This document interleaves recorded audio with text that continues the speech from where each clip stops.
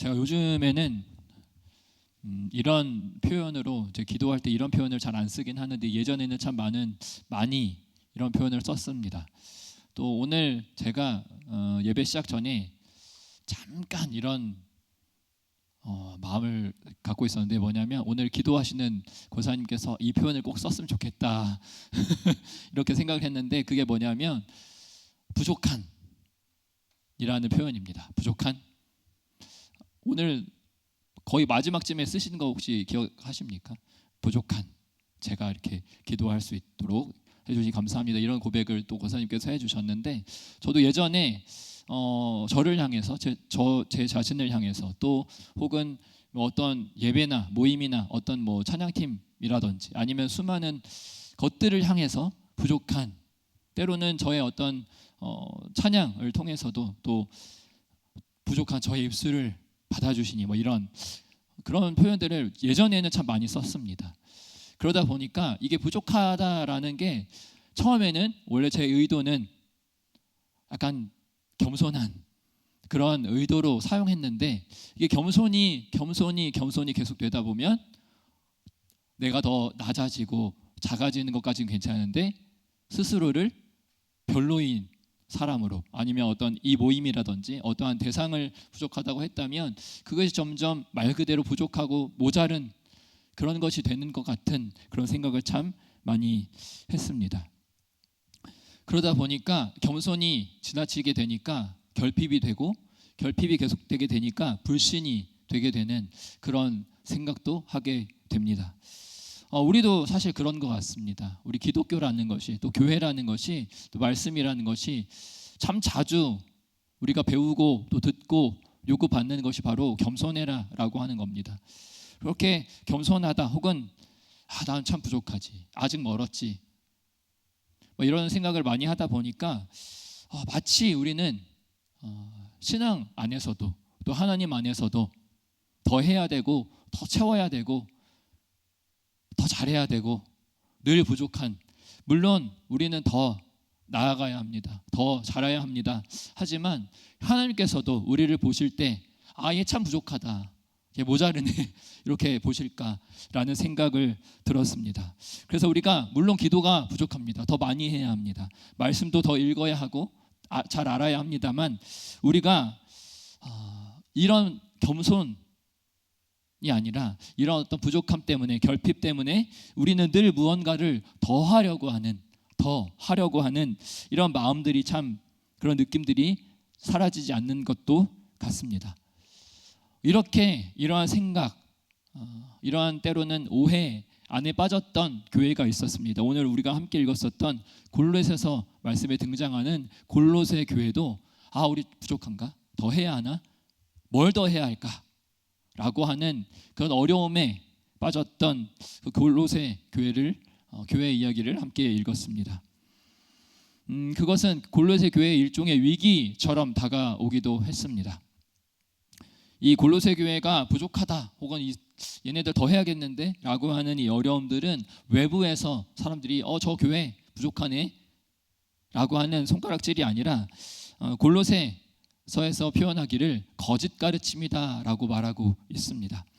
그것은 바로 그 그리스 철학과 또 유대 율법주의 그리고 신비주의적 천사 숭배 같은 것들이 뒤섞인 혼합된 사상이 그 교회 안으로 만연해 가고 있었습니다. 이 가르침들의 공통점이 뭐냐 하면 한마디로 말씀드리면 바로 그리스도만으로는 부족하다라는 겁니다. 추가적인 무언가가 필요하다라고 하는 생각들을 하게 만들었습니다. 율법주의가 바로 그렇죠.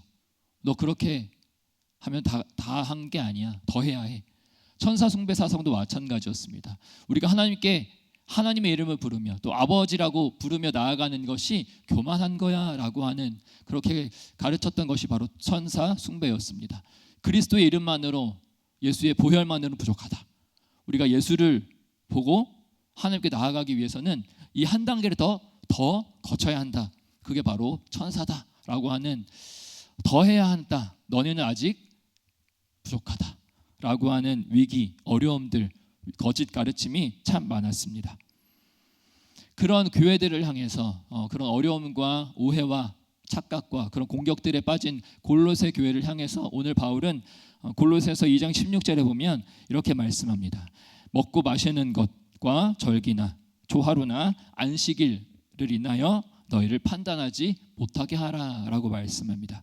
그 말은 무엇을 먹고 또 무엇을 마시느냐, 어떤 절기를 지키느냐, 안식일을 어떻게 지키느냐라는 것으로 너희들의 행위로 신앙의 수준을 재는 사람들이 있었다라는 것입니다. 또 2장 18절에는 천사 숭배에 대해서 말하면서 아무도 너희의 상을 빼앗지 못하게 하라라고 말합니다. 더 깊은 영적인 경험을 해야 한다라는 것이죠. 천사를 숭배해야만 진정한 영성이다라고 하는 이야기가 있었습니다. 또 2장 21절에 보면 만지지도 말고 맛보지도 말고 손대지도 말라. 이것은 율법주의 하나인데요. 금욕적이고 율법주의적인 삶을 요구하는, 그렇게 살아야 한다는 그런 가르침을 계속해서 이 교회를 향해서 또 교회 안에서 그런 가르침이 계속 있었습니다. 그러니까 이 사람들, 골로새 교회 사람들은 우리가 예수를 믿는 것만으로도 부족하구나. 우리가 더 해야 한다. 더 알아야 한다. 더 경험해야 한다. 라고 하는 이런 생각들에 빠져 있었습니다. 물론 우리가 행하는 것, 또 더 아는 것, 경험도 다 중요합니다. 그런데 이것들이 하나님 안에서, 주의 이름 안에서 기쁨이 되고 열매가 되어야 하는데 이 사람들에게는 이것들이 기준이 되어버리고 말았던 것입니다. 그래서 오늘 바울은 이 골로새 교회를 향해서 편지를 썼던 것이죠. 그리고 바울의 대답은, 이 교회를 향해서 해주는 이 바울의 대답은 처음부터 끝까지 일관되게 말하고 있습니다.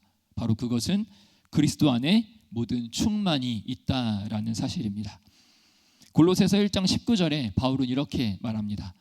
아버지께서는 모든 충만으로 그 안에 거하게 하셨다라고 말하고, 2장 9절에서 10절에 보면 그리스도 안에는 신성의 모든 충만이 육체로 거하시고 너희도 그 안에서 충만하여졌다라고 말합니다. 너희도 그 안에서 충만하여졌다라는 말씀, 이 말씀은 이미 충만하여졌다라는 말입니다. 부족하지 않다라는 것이죠. 너희가 곧 가까운 미래에 언젠가는 충만하여질 것이다 또 아니었습니다. 또 충만하여졌다라는 과거형도 아니었죠. 바울은 더 필요하다라고 하는, 너희는 아직도 부족하다라고 하는 이 거짓 가르침을 향해서 너는 이미 충분하다라고 말하고 있는 것입니다.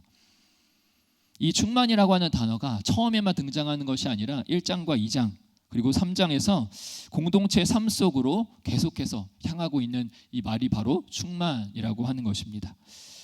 그것이 바로 오늘 본문인 3장 12절에서 17절 말씀입니다. 특히 오늘 본문 중에서 16절에서 바울은 이렇게 말합니다. 그리스도의 말씀이 너희 속에 풍성히 거하여 라고 말합니다. 1장과 2장에서 선포된 그리스도의 충만이 이제 말씀이라고 하는 형태로 공동체 안에 거해야 한다라는 것입니다. 이것은 추상적인 어떤 개념이나 교리가 아니라 이제 공동체 삶 안에 실제적으로 내려오는 것입니다. 16절을 좀 더 우리가 살펴보기를 원합니다. 그리스도의 말씀이 너희 속에 풍성히 거한다라고 하는 이 표현에서 그리스도의 말씀이라고 하는 표현, 어찌 보면 우리에게는 참 낯익은 흔한 그런 표현 같지만 그리스도의 말씀이라고 하는 이 단어의 배열이라고 해야 될까요? 이것은요, 신약 성경 전체에서 이 표현이 사용된 것은 이 구절이 유일합니다. 그리스도의 말씀. 다른 곳에서는 주의 말씀이나 하나님의 말씀이라고 하는데 여기서만 그리스도의 말씀이라고 하는 이 의미를 사용하고 있습니다. 이것은 바로 바울의 의도함이 담겨져 있는데요. 골로새서가 처음부터 끝까지 말하는 것이 바로 그리스도 안에 모든 충만이 있다라는 것입니다. 그 충만이시고 또 그 충분하신 이신 바로 그리스도께서 이제는 말씀이라는 형태로 우리 안에 거하고 계신다라는 것이죠. 그러니까 그리스도의 말씀은 단순한 어떤 지식적인 측면이라든지 아니면 교리와 같은 것들이 아니라 그리스도 자체의 충만이 우리 가운데 말씀으로 오는 것입니다. 그 다음에 바울은 이렇게 말하죠. 거하여라고 하는 단어를 사용합니다. 거하여라고 하는 단어의 그 원어의 의미를 보니까요, 안에 집을 삼고 살다라는 것입니다. 안에 집을 삼고서 살아간다라는 것이죠. 이것은 단순히 방문하거나 잠깐 머무는 정도의 개념이 아니죠. 집으로 삼고서 편하게 머무는 것을 말합니다. 방문하는 것과 어떤 집으로 이사가는 것은 다르죠. 손님이 집에 방문하는 것은 식사 한 끼 하고 차 한 잔 하고 이야기 나누고 가는 것이 방문입니다. 그런데 이사를 오면 좀 다르죠. 짐을 풀고 가구를 놓고 내가 처한 어떤 주소도 변경하고요.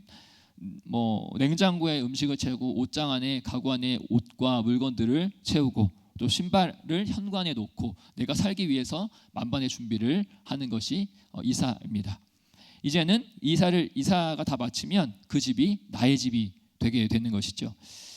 말씀이 거한다라는 것은 그렇게 말씀이 내 안으로 방문이 아니라 이사 오는 것입니다.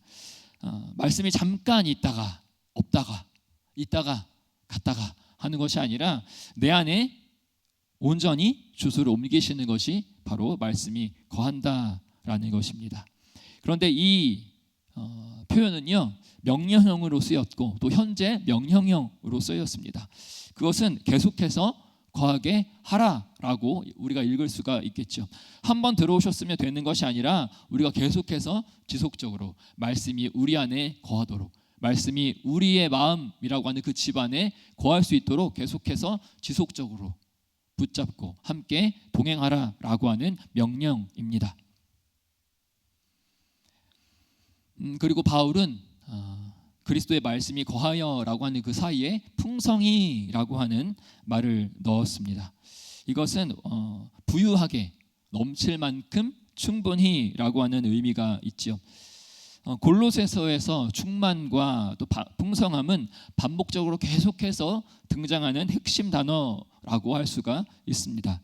왜냐하면 제가 서두에 말씀드렸던 것처럼 골로새 교회 안에서는 이미 우리는 부족한가라고 하는, 너희들은 부족하다라고 하는 이 거짓 가르침이 계속 있었기 때문이죠. 바울이 풍성히라고 말할 때 그것은 바로 이런 뜻입니다. 더 이상 다른 것이 필요 없을 만큼 채워진 상태입니다. 때로 우리가 어떤 은혜를 받거나 어떤 감격적인 그런 신앙의 경험을 했을 때 뭐 어떤 말로 표현할 수 있을까요?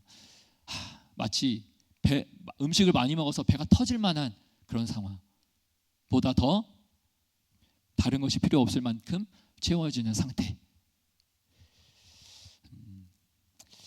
골로새 교회 사람들뿐 아니라 때로는 우리도 이런 생각들, 저도 참 그런 생각들을 하며 사는 것 같습니다.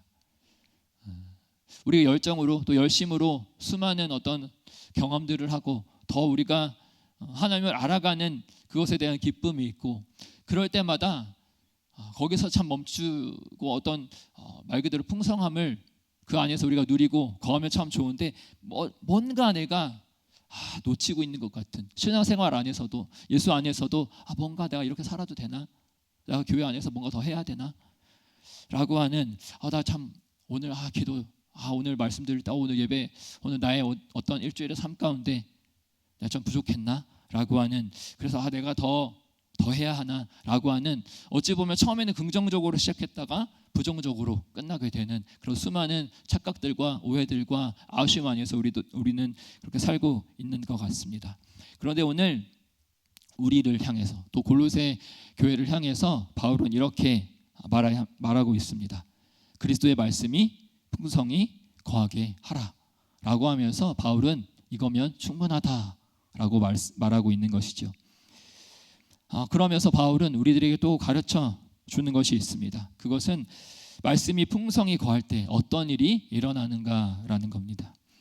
그게 세 가지를 우리들에게 가르쳐 주고 있는데요. 첫 번째는 서로를 향한 말이 달라진다라는 것입니다. 16절 중반을 보면 이렇게 말씀하죠. 모든 지혜로 피차 가르치며 권면하고 라고 말합니다. 가르치며 그리고 권면하고는 크게 두 개의 분사라는 것으로 사용되고 있는데요. 이것은 거하게 하라라고 하는 말에 대한 결과 분사라고 하는 어려운 표현이 있습니다. 거하게 하라에 대한 결과로서 가르치며와 권면하고 두 가지가 쓰이고 있다라는 말씀입니다. 가르치고 권면해라 라고 하는 단순한 단편적인 그런 요구나 명령이 아니라 말씀이 풍성히 거하게 되면 자연스럽게 흘러나오는 결과가 바로 가르침과 권면이다라는 겁니다. 이게 순서가 참 중요합니다. 가르치고 권면하면 말씀이 풍성히 거할 거야 라는 게 아니라 말씀이 풍성히 우리 마음이라고 하는 집에 풍성히 거하면 자연스럽게 흘러나오는 것이 가르치는 것과 권면이다라고 말합니다. 가르침은 진리의 내용을 나눈다라고 하는 의미가 있고요. 이것은 하나님이 원하시는 것이 무엇인지를 서로에게 나누는 것입니다. 또 권면은 마음에 놓아주는 것이다라고 말하고 있습니다. 누군가의 마음에 진리라고 하는 그 하나님 말씀을 조심스럽게 놓아주는 것을 권면이라고 하는 말로 쓰이고 있습니다. 가르침이 진리의 어떤 무엇을 전하는 것이라면 권면은 그 진리가 상대방의 삶 가운데 닿도록 마음을 향해 놓아주는 것이다라고 이렇게 우리가 해석할 수가 있겠습니다. 이 두 가지는 함께 있어야지요. 내용 없는 권면은 잔소리가 될 수 있고요. 마음을 향하지 않는 가르침은 이것도 잔소리가 될 수가 있겠지요. 그리고 여기에 바울이 한 가지 중요한 중요한 단서를 붙이고 있는데요. 그것은 바로 모든 지혜로라고 말합니다. 지혜는 가르침과 권면의 방법을 규정하는 것이 바로 지혜입니다. 때를 알고 사람을 알고 분별 안에서 말하는 것이 지혜이지요. 말씀이 풍성히 거하는 사람은 말을 할 때에도 지혜롭게 할 줄 압니다. 또 할 말과 하지 않을 말을 알게 되지요. 또 지금 할 말과 나중에 할 말을 알게 됩니다. 우리가 공동체 안에서 서로에게 하는 말들이 있습니다. 어떤 말은 우리가 잘 알고 있는 것처럼 사람을 세우기도 하고 어떤 말은 의도와 상관없이 무너뜨리기도 합니다. 그 차이는 바로 그 말이 어디서 왔느냐, 어디서부터 비롯되었느냐일 것입니다. 내 경험 혹은 내 판단에서 나온 말인지 아니면 내 안에 거하시는 그리스도의 그 말씀에서 나온 말인지. 자, 그런데요, 저도 참 궁금하고 알고 싶고 그런 어떤 질문을 이 말씀을 보면서 던졌던 것이 뭐냐면 내가 하는 말이 말씀에서 나오는 건지 아니면 내 안에 나오는 것인지 내가 어떻게 알까라는 겁니다. 그것은 한 가지 기준이 있습니다. 그것은 내 안에서 나오는 말은요.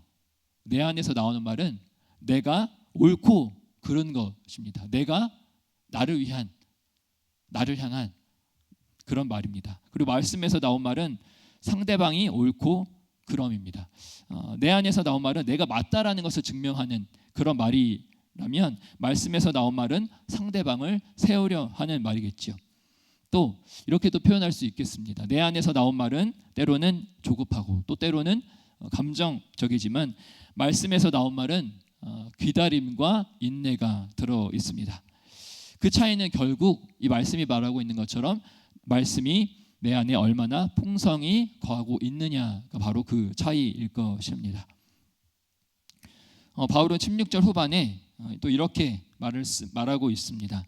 시와 찬송과 신령한 노래를 부르며 감사하는 마음으로 하나님을 찬양하고 라고 말합니다. 바로 두 번째로 우리가 생각해 볼 것은 말씀이 거하면 서로를 향한 말만 달라지는 것이 아니라 말씀이 우리 안에 풍성히 거하면 하나님을 향한 말도 달라집니다. 노래가 나오고 찬양이 나오고 감사가 나오지요.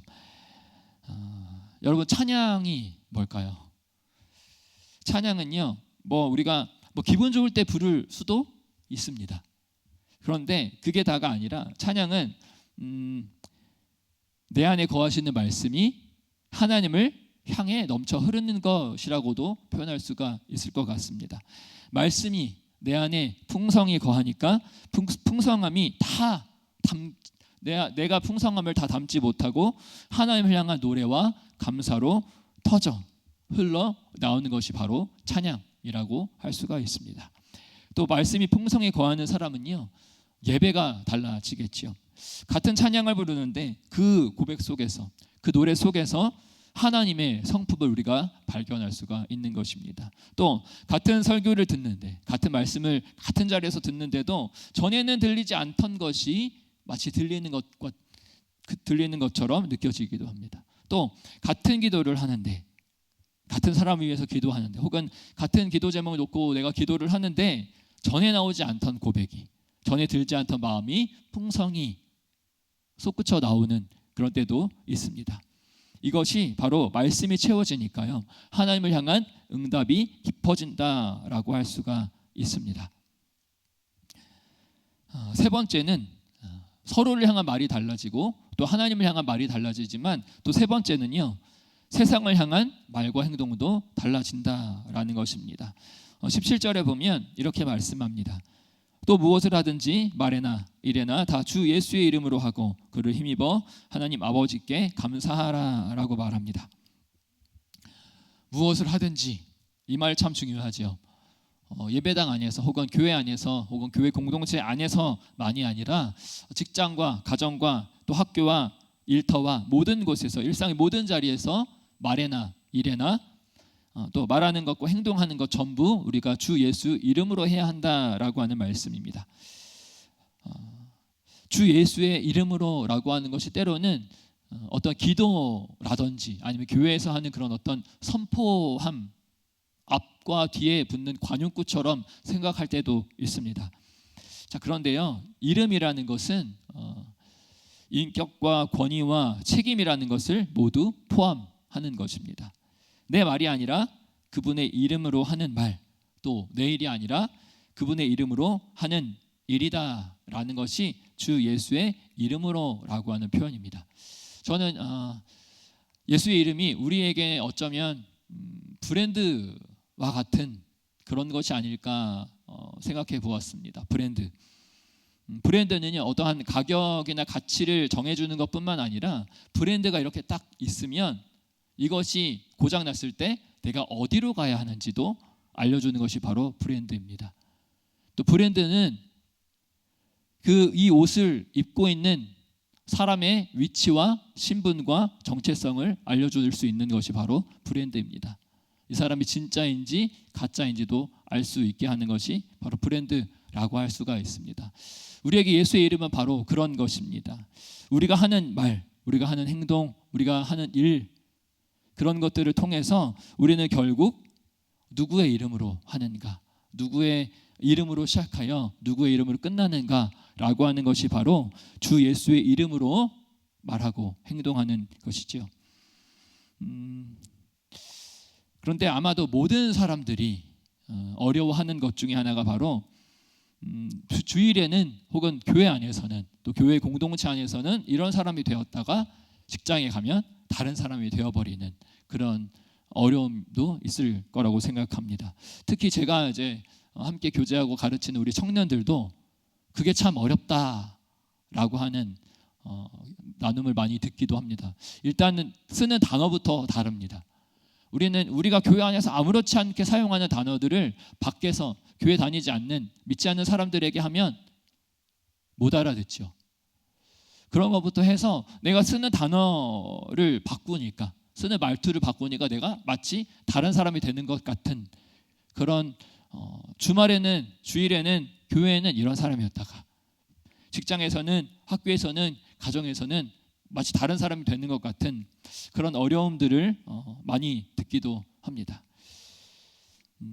자, 그런데요, 오늘 말씀, 바울이 이 골로새 교회 성도들을 향해서 하는 말씀은요, 말씀이 풍성히 거하면 교회에서 혹은 직장에서 내가 두 사람이 아니게 될 수 있다라고 하는 것을 우리들에게 가르쳐 주고 있는 것입니다. 뭐냐면 우리가 어느 곳에 있든지 사실은 전부 예수의 이름 안에 있는 삶이라는 것이죠.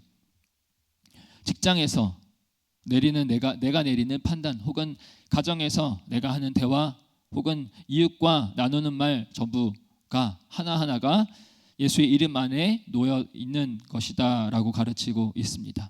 자, 그런데 이것은 나의 의지로 나의 노력으로 될 것 같지만 오늘의 말씀은 이렇게 말합니다. 말씀이 풍성히 거하여 그렇게 나타날 것이다라고 말하죠.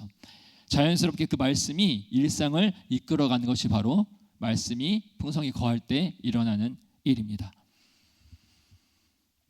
이 말씀에 이어서 바울은 또 이렇게 말하고 있습니다. 3번이나 강조하며 또 반복해서 말하는 것이 바로 15절 끝에 감사하는 자가 되라, 또 16절 끝에 감사하는 마음으로, 또 17절 끝에는 감사하라 라고 하는 이 감사가 3번 반복되고 있습니다. 제가 앞서 말씀드렸던 것처럼 말씀이 풍성히 거하게 되면 3가지로 나타나는데, 서로를 향해서, 또 하나님을 향해서, 또 세상을 향해서 3가지로 그렇게 되지요. 첫 번째는 가르침과 권면이었습니다. 이것 또한 감사로 귀결된다라고 할 수가 있죠. 또 두 번째도 하나님을 향한 찬양이었습니다. 이것 또한 감사입니다. 또 일상의 모든 행위도 결국에는 감사로 향해 흘러갈 수가 있습니다. 결국에는 이 3가지의 모습, 3가지의 삶, 3방향이 전부 하나의 강으로 흘러가는데 그것이 바로 감사라는 것입니다. 오늘 이 바울이 3번이나 감사를 반복하고 강조하고 있는 것은, 감사라고 하는 것이 오늘 우리가 함께 읽었었던, 또 살펴보고 있는 이 본문의 전체의 이 토대를 이루고 있기 때문입니다. 말씀이 풍성히 거하는 사람은요, 삶의 모든 방향에서 감사를 발견하는 사람입니다. 서로를 세우는 것도 감사입니다. 나의 말을 통해 혹은 나의 행동을 통해 이 공동체가, 이 사람이 세워지는 것이 나의 감사 제목입니다.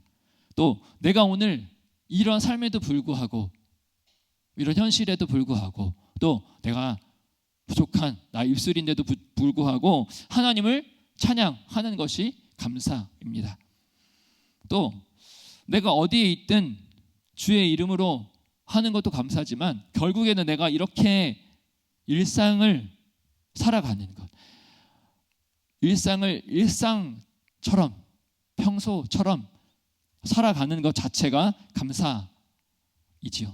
이 감사는요, 오늘 이 말씀에서 말하고 있는 감사는 어떤 조건이 좋아서 내가 감사하네 이렇게 할 수 있는 그런 감사가 아니라, 말씀이 충분히 거하기 때문에 나오는 감사입니다. 그리스도 안에 이미 충분하다는 것을 아는 사람의 입에서 감사가 흐르지 않을 수가 없게 되는 것이지요. 마지막으로 한 가지 더 살펴보기를 원합니다.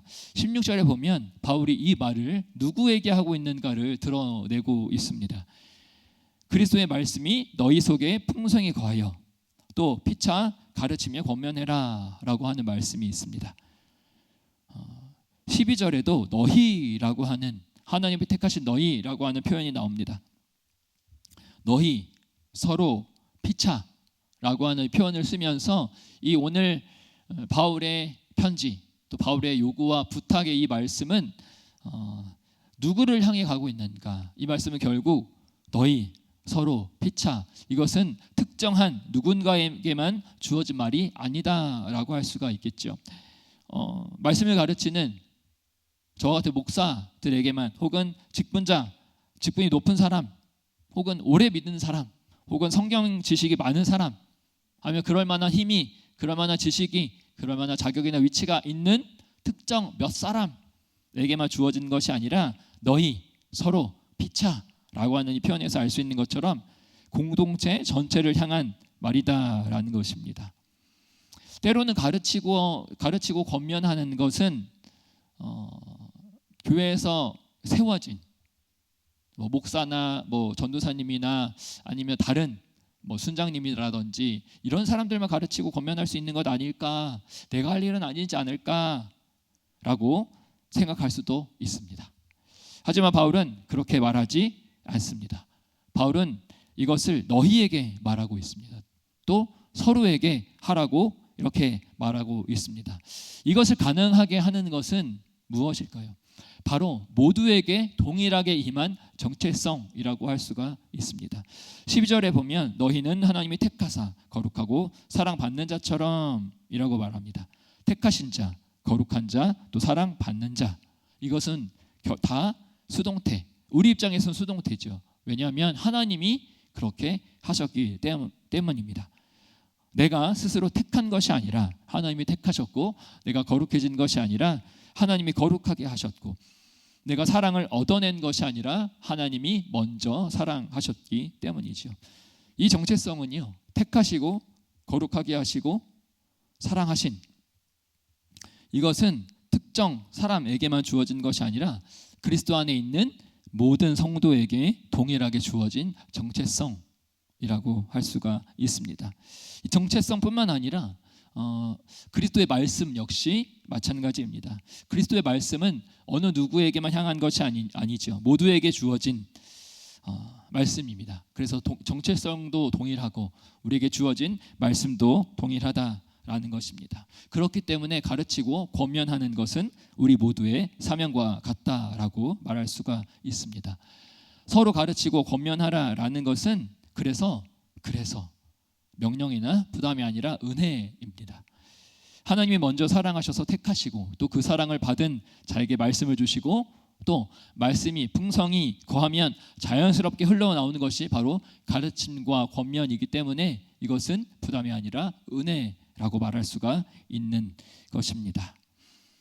오늘 말씀을 정리하겠습니다. 골로새 교회는 부족하다라고 하는 목소리를 듣고 있었습니다. 그런데 이들을 향해서 바울은 말합니다. 부족하지 않아. 그리스도 안에 모든 충만이 있고 그 충만이 말씀으로 너희 안에 풍성히 거하게 해라. 그러면 서로를 향한 말이 달라지고 하나님을 향한 찬양이 달라지고 일상의 모든 삶이 달라진다라고 말합니다. 그리고 이것은 특별한 누구에게만 주어진 것이 아니라 모두에게 동일하게 임한 정체성, 그리고 모두에게 주어진 그 그리스도의 말씀 위에서 우리 모두에게 주어진 것이다 라고 말하고 있습니다. 오늘 우리가 생각하고 함께 들었고 살펴본 이 말씀이 풍성히 거한다라는 것은 이렇게 거창한 것이 아니죠. 같은 말씀이 반복해서 내 안에 머무는 것, 그 말씀이 내 생각과 판단과 언어를 조금씩 바꾸어 가는 것, 그것이 거하는 것입니다. 하나님이 먼저 사랑하셔서 택하시고 먼저 용서해 주셔서 은혜를 주시고 먼저 말씀을 보내셔서 우리 안에 거하게 하셨음을 믿습니다. 그 은혜가 먼저라는 사실입니다.